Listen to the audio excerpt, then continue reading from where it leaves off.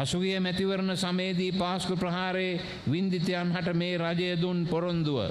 එනම් මේ පිළිබඳව වෝහාරිකව පැවැත්වෙන විමර්ශනවලට මඟ පෙන්වීමට සහ උදව්වීමටත් ඒ පිළිබඳව මේ ප්‍රහාරයේ නඩු කටයුතු පවත්වාගෙන යාමටත් බලතල ඇති විශේෂ අභිචෝදකවරයෙකු සහ කාර්යාලයක් ස්ථාපිත කරන බවට රටට දුන් පොරොන්දුව මේ දක්වාම ඉටු වී නැති බව කනගාටුවෙන් වුවද ප්‍රකාශ කළ යුතුය.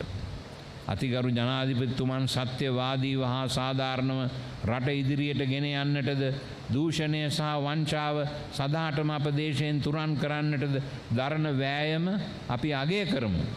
එහෙත් ජාතික ජනබලවේගයේ ප්‍රතිපත්ති ප්‍රකාශනය අප වෙත ඉදිරිපත් කරමින් එදා පාස්කු ප්‍රහාර විමර්ශන පිළිබඳව අපට දුන් පොරොන්දුව තවමත් එලෙසම ඉටු වී නොමැතිවීම හා ඒ සඳහා මූලික වැඩපිළිවෙලක් හෝ දියත් කිරීමට නොහැකිවීම අප සසල කරවන්න කැයි කිව යුතුවේ.